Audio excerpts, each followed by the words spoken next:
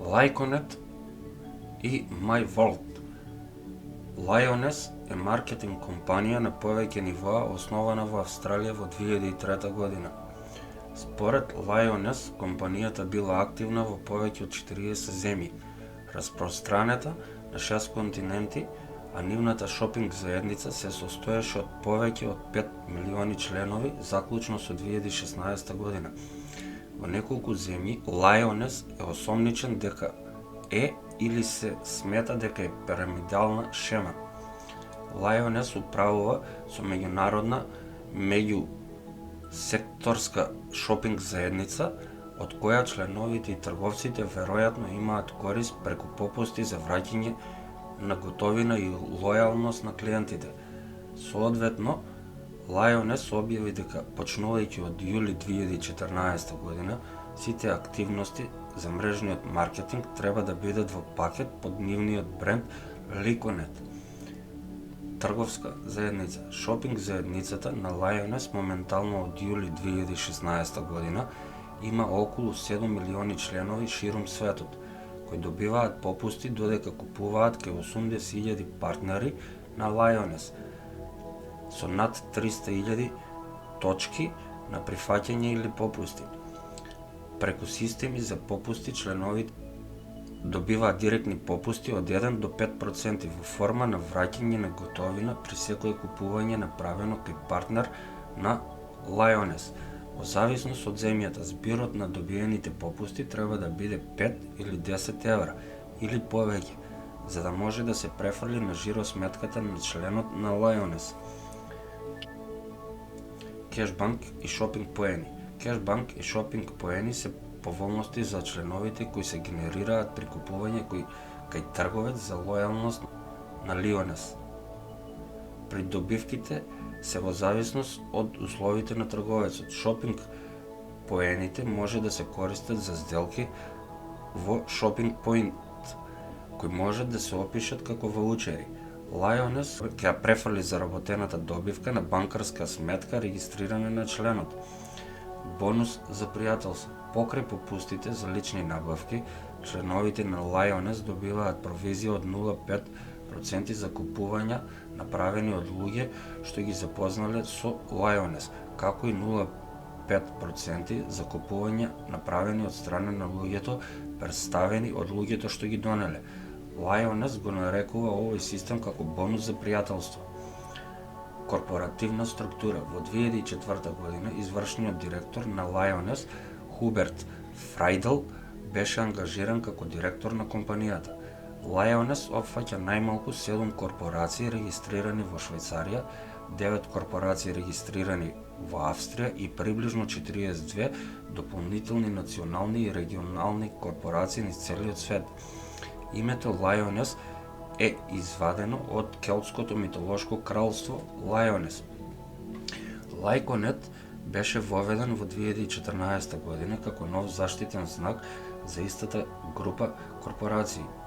Меѓународна организација. Имињата на заштитните мерки на Lioness и Lyconet покриваат различни корпоративни структури.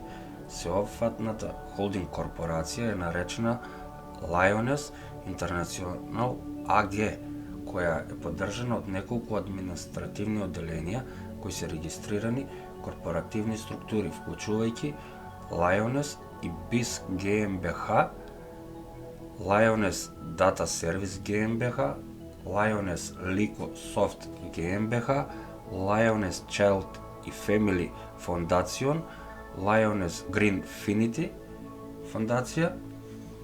Континентална организација. Континенталните организации се придружници на Lioness International AG и се регистрирани како акционерски корпорации.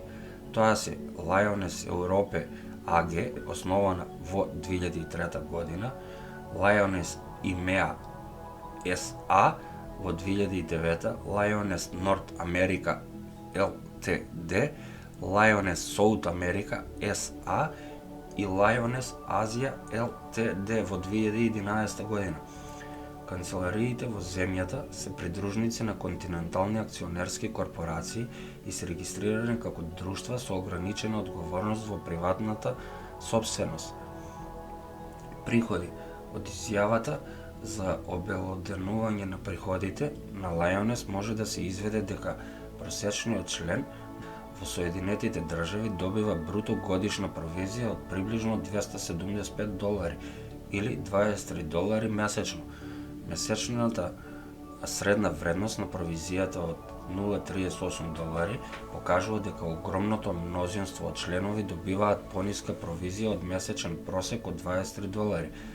Дополнително, документот наведува дека 46% од членовите на Лајонес заработуваат $0 во провизија и дека просечните годишни трошоци кои не се земаат предвид при пресметување на просечната провизија се $1,294.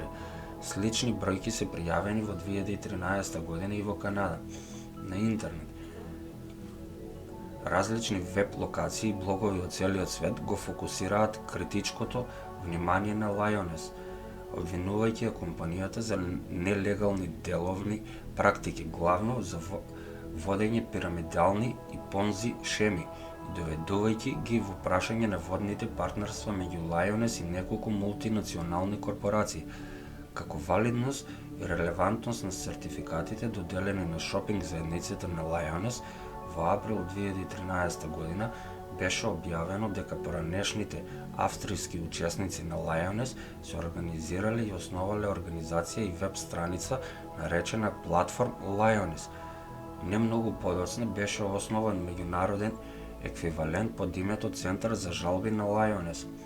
Во почетокот на 2013 година беше објавено дека Лајонес поднела правна жалба против основачите на Платформ Лајонес. Основачите биле принудени да ги отстранат правните документи во врска со Лајонес од нивната веб страница. Платформ Лајонес објави дека прелиминарната забрана во последователниот судски случај го принудила Платформ Лајонес да го промени своето име на домен, бидејќи судот утврдил дека имињата на домени и поврзувањата со негативна содржина на Лајонес треба да носи карактеристичен термин за да укаже дека доменот не е хостиран од самиот Лајонес Платформ Лајонес. Го реши ова со додавање на терминот Гешајдикте, што е германски збор за жртви.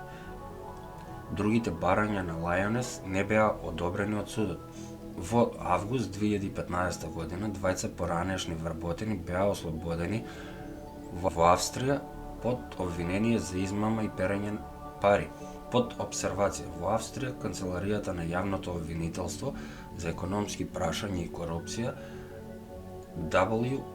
WKStA веќе презеде акција против Лајонес, но нивните истраги за сомнителни измами и пирамидални шеми беа откажани во 2016 година поради недостаток на докази.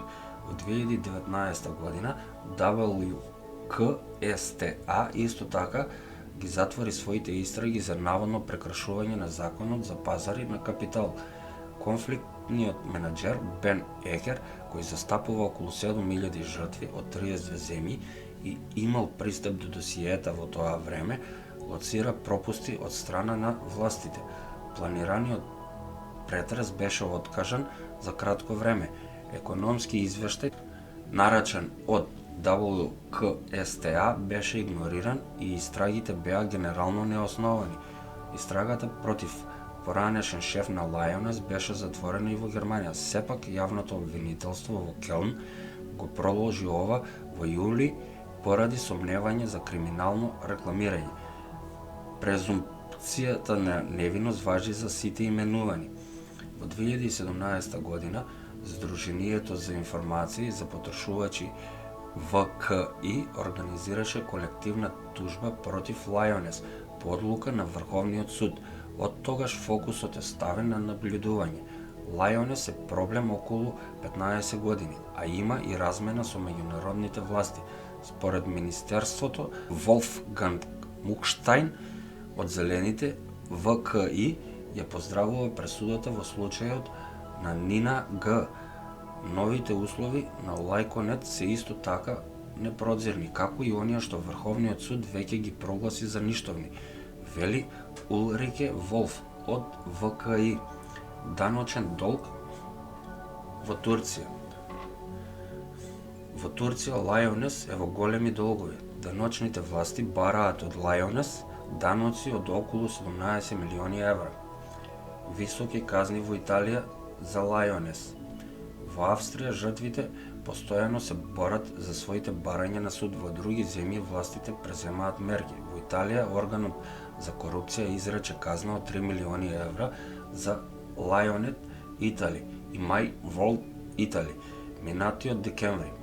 И во Норвешка лотаријата заклучи дека активностите на Лајонес, Мај Волт, Ликонет и Кешбанк треба да се прекинат. Станува збор за нелегален систем на продажба кој личи на пирамида.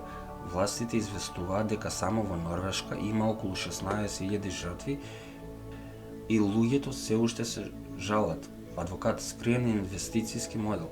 Виенскиот адвокат Јозеф Фромхолт, кој застапуваше околу 2.500 жртви на Лајонес, исто така гледа сличности во деловната практика.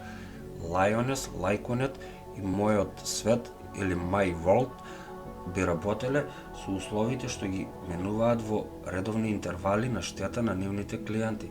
Рекламираната купувачка заедница под наводници е Потемкино село и само фасада за модел на прикриена капитална инвестиција.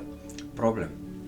Од повеќе од 35.000 евра што Нина Г ги вложила за една година, не видела ниту еден цент.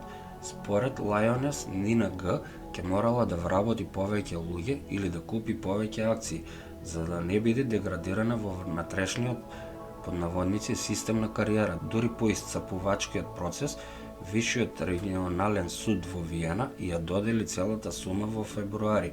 Судот утврди дека парите Нина Г ќе ги добие. Правилата за наградување на Лајонес се многу непрозирни.